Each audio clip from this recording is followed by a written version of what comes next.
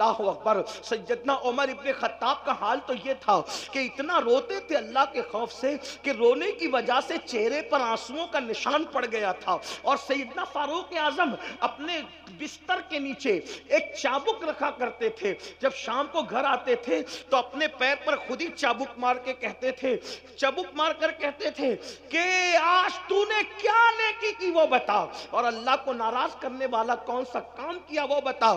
جب سیدنا فاروق اعظم کو غسل دیا جانے لگا تو فاروق اعظم کے پیروں پر چابک کے نشان تھے۔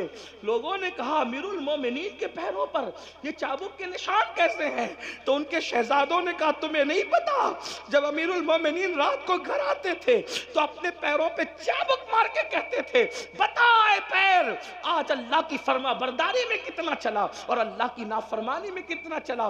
آؤ بڑے بڑی باتیں کر رہے ہو، جمعہ کی 2 رکعت کے سوا اور کیا ہے، اور بڑی بڑی باتیں اتنی، کلمے کا ترجمہ تک ہمیں یاد نہیں، کلمہ صحیح طور پہ پڑھ نہیں پاتے، درود ابراہیم تک آج تک یاد نہیں کیا میرے بھائیوں، اور گھمنڈ کتنا ہے ہم جنت میں جائیں گے، انا للہ و انا الیہ راجعون، یقیناً اللہ جسے چاہے ڈال دے جنت میں، لیکن میرے بھائیوں ہم تو جہنم کی راہ پر ہی چل رہے ہیں۔ اللہ اللہ میرے آقا علیہ السلام کے دیوانوں، فاروق اعظم کی زندگی کا اینڈ بتاؤں، آپ کیا ہم کیا، ہم نے آج دین کو کھیل بنا لیا، دین کو تماشا بنا لیا، دین کو اللہ اکبر اور دین کی باتوں کو کھانے کمانے کا ذریعہ بنا لیا۔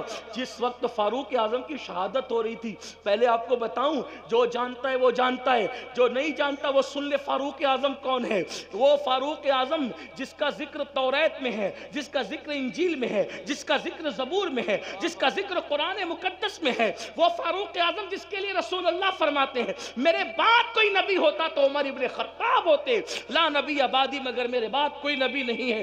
وہ عمر ابن خطاب جس کو دیکھ کے شیطان اپنا رستہ بدل دے، وہ عمر ابن خطاب فرمایا جب تک فاروق اعظم امت میں موجود رہیں گے یہ امت فرقوں میں نہیں بٹے گی، اسی لیے فاروق اعظم جب تک اس امت میں رہے امت میں فرقے نہیں ہوئے، فاروق اعظم کے بعد امت فرقوں میں بٹی ہے، یہ عمر ابن خطاب کی شان ہے۔ اللہ اکبر، یہ شان ہے فاروق اعظم رضی اللہ تبارک و تعالیٰ عنہ کی۔ لیکن اللہ اللہ جب شہید ہو رہے ہیں، شہادت کا وقت ہے، شہادت کے وقت میں فاروق اعظم کے پاس لوگ کھڑے ہیں اور کہتے ہیں امیر المومنین اللہ آپ کو لمبی عمر دے، فرمایا چپ رہو، اب لمبی عمر کی دعا نہ کرو، اس لیے کہ عمر کو اتنا ستایا گیا ہے، اب عمر چاہتا ہے اس فانی دنیا سے اپنے رفیقوں کی طرف، اپنے دوستوں کی طرف، میرے یاروں کی طرف، رسول اللہ اور ابو بکر کی طرف جانا چاہتا ہوں، اب میرے لیے دعا نہ کرو، میں جانے کی تیاری میں ہوں۔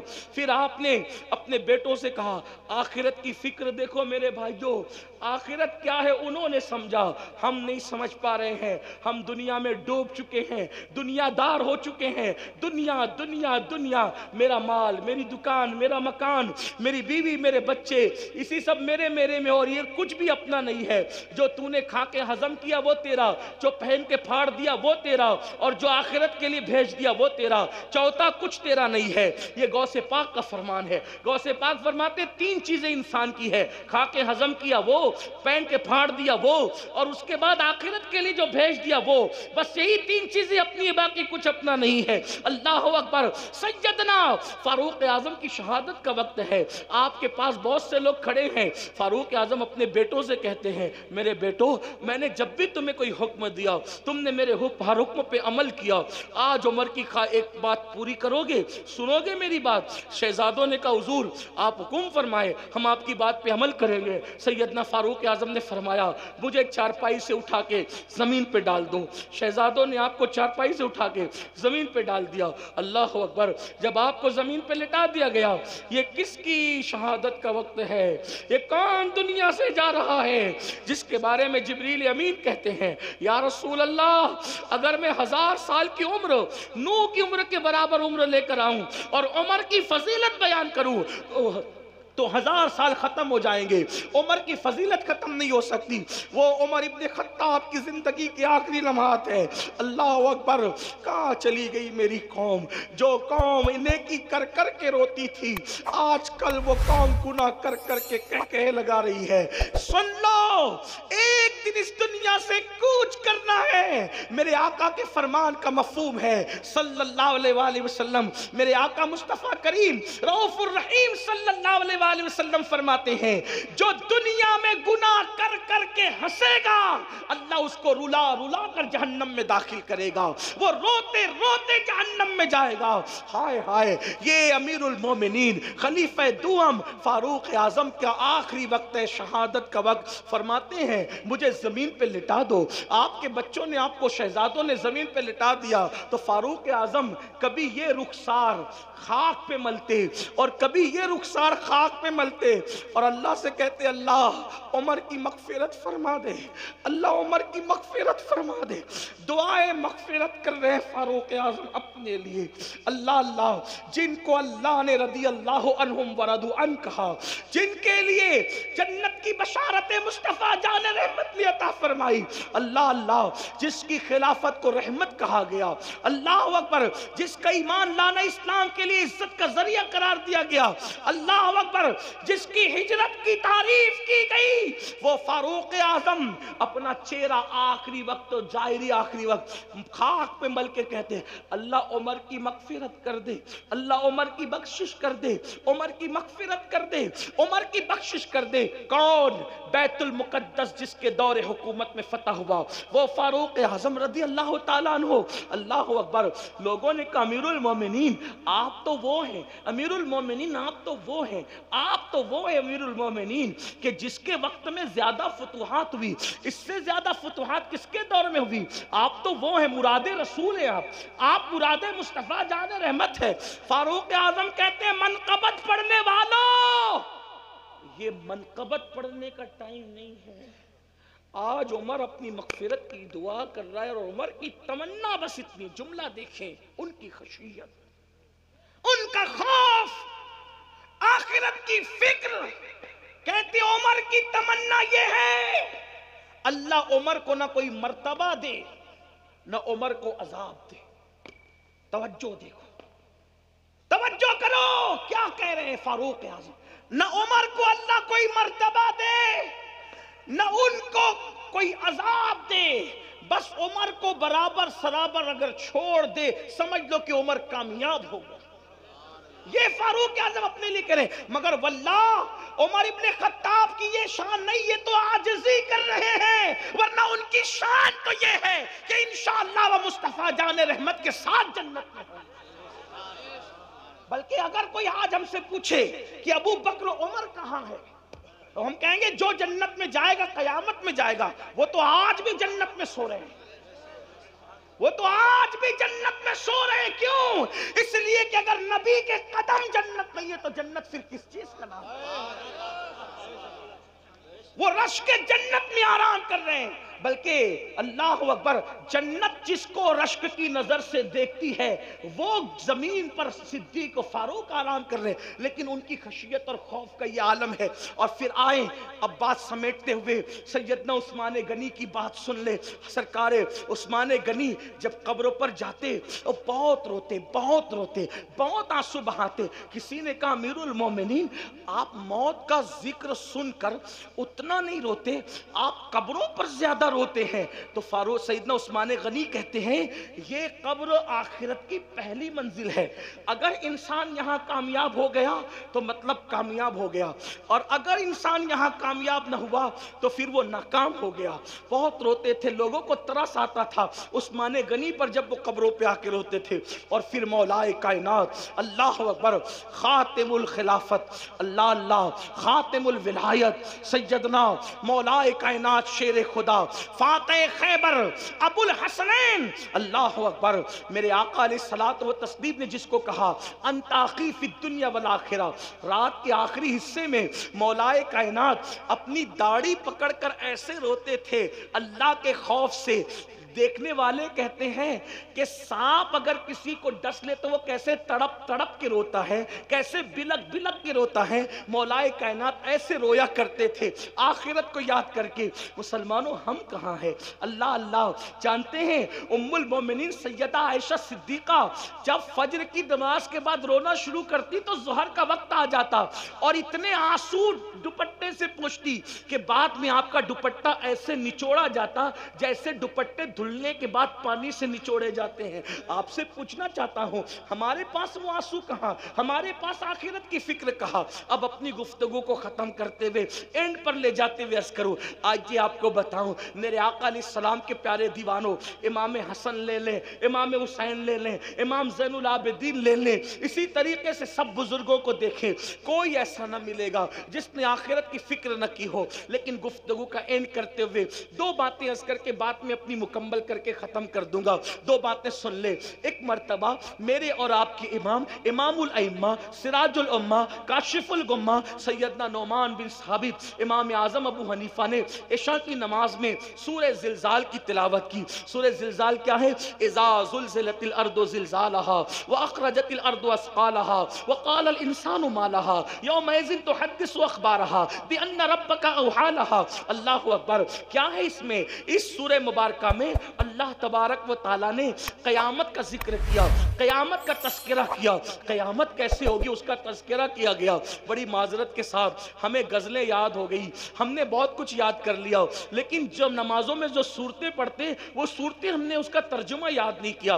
آج کل لوگ کہتے ہیں مولانا نماز میں دل نہیں لگتا، میں کہتا ہوں آسان طریقہ یہ ہے پوری نماز کا ترجمہ یاد کر لو، بس جب نماز پڑھو گے تو وہی ترجمہ دماغ میں گھومتا رہے گا، آپ کا دل لگے گا۔ اور ترجمہ یاد کر کے جب سورت پڑھو اتنا مزہ آتا ہے، خدا کی قسم ایسا لگتا ہے کہ نماز طویل ہوتی رہے۔ آپ سے پوچھنا چاہتا ہوں جب کہو گے الحمدللہ رب العالمین سب خوبیاں اللہ کے لیے ہے، تو آپ بتائیں نا اس کی خوبیوں میں ڈوب جاؤ گے تو اگلی آیت کی باری کب آئے گی خبر بھی نہیں ہوگی۔ الرحمن الرحیم، وہ رحمان ہے، نہایت مہربان ہے اور رحم والا ہے۔ مالک یوم الدین، روز جزا کا مالک ہے۔ ایاک نعبد و ایاک نستعین، ہم تیری عبادت کرتے ہیں اور تجھی سے مدد مانگتے ہیں۔ اہدنا الصراط المستقیم، ہمیں سیدھی راہ چلاؤ۔ صراط الذین انعمت علیہم، ان لوگوں کا رستہ چلاؤ جن پر تو نے انعام فرمایا ہے، اور ان کا رستہ نہ چلاؤ غیر المغضوب علیہم ولا الضالین، جن پر تو نے غضب فرمایا یا جو بھٹک گئے۔ اللہ اکبر، اس طرح چند صورتیں تو یاد کر لو۔ اور پھر سنیو، ہمارے یہاں تو ترجمہ قرآن کنز الایمان موجود ہے، کتنا خوبصورت ترجمہ ہے۔ ہمارے امام نے کنز الایمان، ایمان کے خزانے کے نام پہ قرآن کا صحیح ترین ترجمہ ہمیں عطا فرمایا ہے۔ چند صورتیں تو یاد کر لو، ان کے ترجمے تو یاد کر لو۔ سبحان ربی العظیم کہو گے، سب سے بڑا ہے میرا رب۔ سبحان ربی العالی، سب سے اعلیٰ ہے میرا رب۔ سمیع اللہ لمن حمدہ، جس نے اللہ کی تعریف کی اللہ نے اس کی حمد سن لی۔ ذرا سوچو تو صحیح، ترجمے یاد کرو، لذتیں بڑھ جائے گی، نماز کا لطف بڑھ جائے گا۔ یوں ہی تھوڑی سیدہ فاطمہ الزہرا ایک سجدے میں پوری رات گزار دیتی ہے اور جب صبح ہوتی ہے تو حسرت سے کہتی ہے مولا تو نے رات اتنی چھوٹی بنائی کہ تیرے نبی کی بیٹی فاطمہ دل کھول کے سجدہ بھی نہ کر سکی۔ ابتدا میں ترجمے میں ڈوبے رہو گے اور جب ترجمے میں دل لگنے لگے گا تو پھر حجابات اٹھیں گے اور پھر جلووں کا مشاہدہ کرایا جائے گا۔ پھر اس کے بعد تمنا کرو گے کہ کب نماز کا وقت آئے اور کب یار کا دیدار ہو مشاہدہ کی شکل میں۔ آپ جانتے ہیں خدا کا دیدار تو ان ماتھے کی آنکھوں سے دنیا میں ممکن نہیں ہے، مگر رابعہ بصری کہتی ہے اللہ اکبر کہتی ہوں اس وقت تک سورہ فاتحہ شروع نہیں کرتی جب تک رب اکبر کا مشاہدہ نہیں کر لیتی، اس کے بعد سورہ فاتحہ شروع کرتی۔ نماز نماز ہے، کسی نے کہا ملتا ہے کیا نماز میں؟ سجدے میں جا کے دیکھ، ذرا سجدے کی لذت تو دیکھو۔ میں کہتا ہوں لذت سجدہ ہے کیا؟ بیٹا شہید ہو گیا، بھتیجے شہید ہو گئے، پورا کنبہ لٹ گیا، سب لٹنے کے بعد امام حسین کو اپنا پورا وجود چھلنی ہونے کے بعد بھی سجدے کی لذت نہیں بھلائی تو امام نے کچھ اور نہیں کیا بلکہ اپنی پیشانی کو زمین میں رکھ کے خدا کی بارگاہ میں سجدہ کر کے بتا دیا اگر اس سے زیادہ لذت والی کوئی چیز چیز ہوتی تو حسین کی توجہ اس طرف جاتی. سجدے کی لذت کو محسوس کرو. ارے نادان، سجدہ وہ ہے کہ جب کوئی بندہ سجدہ کرتا ہے، میرے آقا فرماتے ہیں جب بندہ سجدہ کرتا ہے تو خدا اور بندے کے درمیان کے جتنے پردے ہیں سارے پردے اٹھا دیے جاتے ہیں. بندہ سب سے زیادہ قریب حالت سجدہ میں ہوتا ہے. اللہ اکبر. تو عرض یہ کر رہا تھا، ہمارے امام اعظم ابو حنیفہ نے نماز شروع کی اور نماز میں سورہ زلزال پڑھی، اور اس میں کیا ہے؟ اذا زلزلت الارض زلزالہ. جب قیامت آئے گی زمین پہ زلزلے آئیں گے. ابھی یہ جو زلزلے ہیں نا، یہ اس کے جھٹکے آتے ہیں. اصل زلزلے تو قیامت کے ٹائم ہے. زلزلے آئیں. وَأَخْرَجَتِ الْأَرْضُ أَثْقَالَهَا، اپنے سارے سیال مادے اور نیچے کا خزانہ زمین اوپر انڈیل دے گی. یومئذ تحدث اخبارها، زمین کے اوپر انسان نے جو جو کام کیے تھے وہ سارے کاموں کی خبر زمین دے گی. سی سی ٹی وی کیمرے کی زد میں ہو تو بڑے محتاط ہوتے ہو، ناک بھی صاف نہیں کرتے، کیونکہ سی سی ٹی وی کیمرے میں بیٹھے ہیں نا، اور اللہ دیکھ رہا ہے. تو زمین کے جس ٹکڑے پہ کچھ کرو گے زمین سب اللہ کو خبر دے گی اس کی. حالانکہ وہ خود علیم و خبیر ہے، لیکن زمین بھی گواہ ہے. زمین، میرے آقا علیہ السلام نے کہا زمین تمہاری ماں کی مثل ہے. صاحب روح البیان لکھتے ہیں اس کو، زمین تمہاری ماں کی مثل ہے، اور تم جو کرتے ہو وہ اس پہ گواہ ہوتی. جو کرتے زمین کے جس ٹکڑے پہ، جھوٹ بولا، سچ بولا، اچھا کیا، برا کیا. اسی لیے تو جو سجدہ کرتے ہیں نا زمین پہ، جب وہ مر جاتے ہیں تو زمین ان کے لیے روتی ہے کہ مجھ پہ سجدہ کرنے والا چلا گیا. اور زمین کے جس ٹکڑے پہ تم نے سجدہ کیا ہوگا وہ زمین کا ہر ٹکڑا اللہ کی بارگاہ میں گواہی دے گا کہ اس نے مجھ پہ سجدہ کیا. تو سجدہ کیا تو وہ بھی گواہی دے گا، جوا کھیلا وہاں بیٹھ کے تو وہ بھی گواہی دے گا، زنا کیا تو وہ بھی گواہی دے گا، گانے سنے تو وہ بھی گواہی دے گا، غزل سنی تو بھی گواہی. اس لیے ذرا محتاط رہو، محتاط. لوگ کہتے ہیں زمین میری، زمین میری، زمین.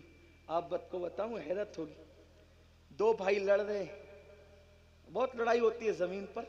دو بھائی لڑ رہے ہیں، کہتے ہیں زمین میری، زمین میری. ایک بزرگ وہاں تشریف لائے، کہا حضرت بتانا کہ میری ہے کہ اس کی ہے.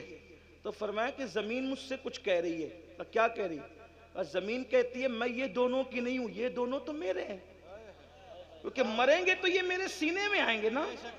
میں ان کی نہیں ہوں، یہ میرے ہیں، یہ میرے اندر آنے والے اس لیے میرے ہیں. اور پھر وہاں جو دباؤں گی تو مزہ چکھیں گے.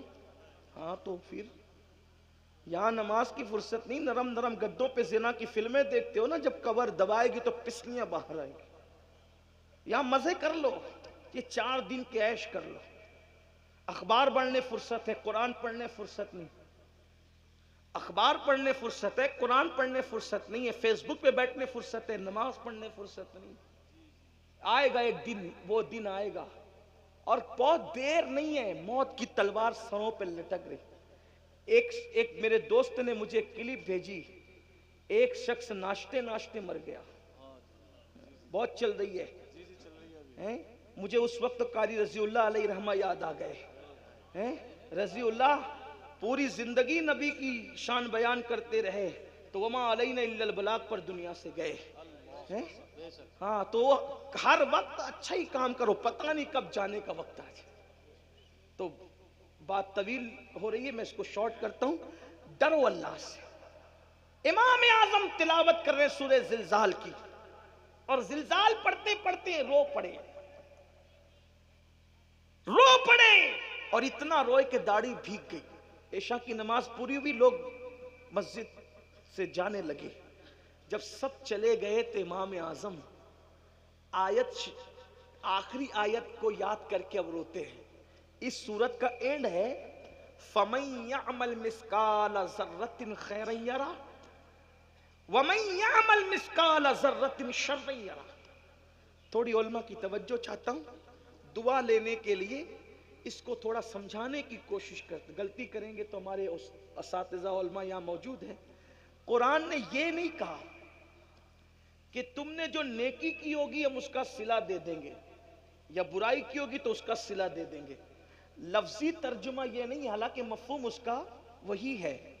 ٹھیک مفہوم وہی ہے صحیح. لفظی ترجمہ کیا ہے؟